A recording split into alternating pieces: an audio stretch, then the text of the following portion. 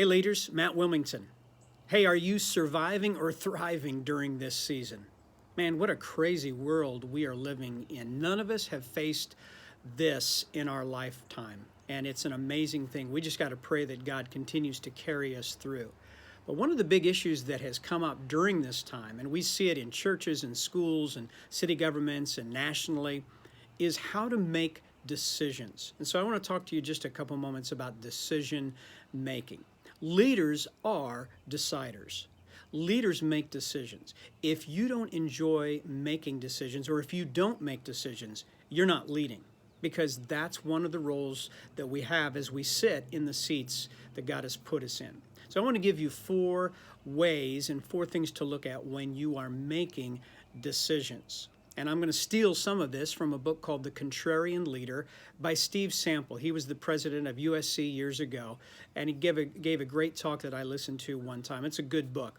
So number 1, how to make decisions. Number 1, ask the question, am I the decider? Tip of the hat to our president, George W. Bush, who said this one time, right? He said, I'm the decider. Well, a leader has to make sure the decisions are made, but you're not always the one who has to make the decision. This is what I mean by that. Everybody will run to you and say, Pastor, you've got to make a decision, or principal, you have to make a decision, or leader, you have to make a decision. And we feel that, and we know instinctively that we've got to make decisions. But there's also something in our flesh or in our ego that says, come to me, I'll make the decisions. But a good leader stops and asks the question, is this a decision I need to make? In other words, if I'm always making decisions for my team members, I'll never grow them in their own decision-making processes. And we want to push decisions down line as much as we can. So, first of all, when somebody runs to you and says, Pastor, we've got to decide this, or you have to stop and ask yourself, God, is this something that I should decide? Or should I look at our youth pastor and say, buddy, you make that decision. Now, I'm going to give you input, I'll help you, but you're going to make the decision. Deacons, you're going to decide that. Or elders, I want you to pray about that. So, number 1, ask yourself the question is, do I need to make this decision, or should I help someone else make it? Number 2, what is the weight of this decision? Picking out cereal or deciding what you want for lunch or which socks you wear in the morning is different than deciding should we close church, last month when some of the health reports were starting to go out.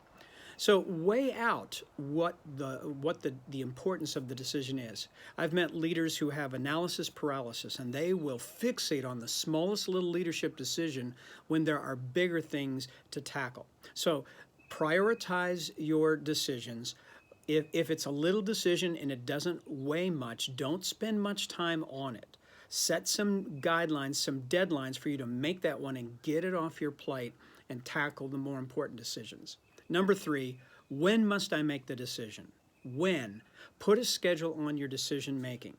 And Steve Sample writes about this. He said people would run to him all the time and say, leader, you've got to make these decisions. Well, 4 different people would run to him about a decision. And we feel the pressure of right now, I've got to give everybody what they want. But here's the truth. There is a schedule for decision making.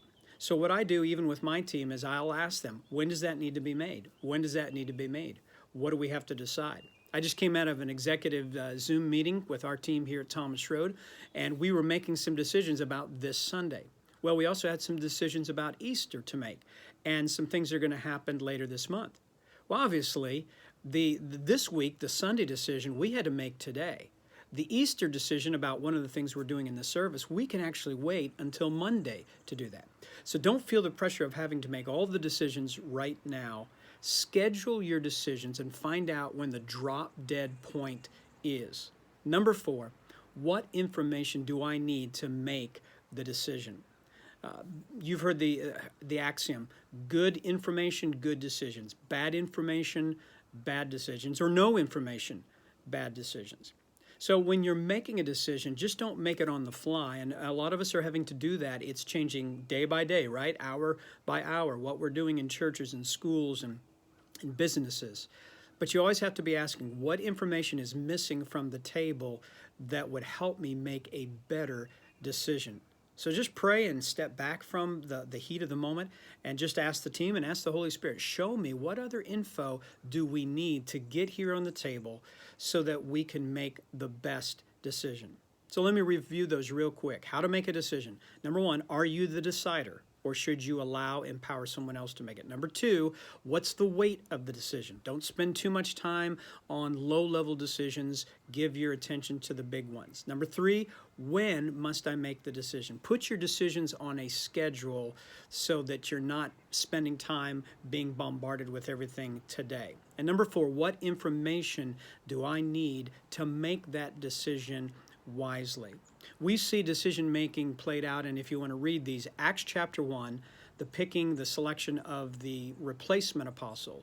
Acts 6, where the apostles had to decide would they continue feeding widows or would they select team members or deacons to help with that, and then the church had to pick those deacons.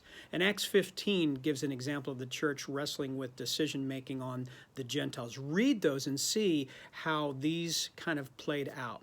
By the way, once a decision is made, when you leave a meeting, you've read or heard Patrick Lencioni, these are important kind of pivoting sort of dominoes that go out from the decision. When the decision is done, you ask, action. What are the next steps from the decision we just made? Number two, you ask, who's the owner? Who's going to be responsible for carrying out this decision? Number three, schedule again. What are the deadlines on this decision? And number four, communication. Who needs to know what we just decided? Leaders are decision makers. We need to bathe this time in prayer. We need to ask the Holy Spirit to give us moment-by-moment wisdom, but also wisdom to step back and make long-term decisions well. And by the way, let me encourage you today, pray for your decision makers. Pray for the leaders around you. Stop doing their job. We're all second-guessing presidents and governors and mayors and the CDC and pastors. It's easy to sit on social media and have a lot of opinions about how they should make a decision. Folks, we need to pray for each other right now because thousands of decisions are having to be made about people's lives, about health, about ministry, about economy. And this is a time to actually pray, God, would you give us your wisdom for good decisions?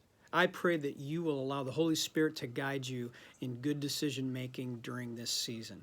God bless you as you lead second.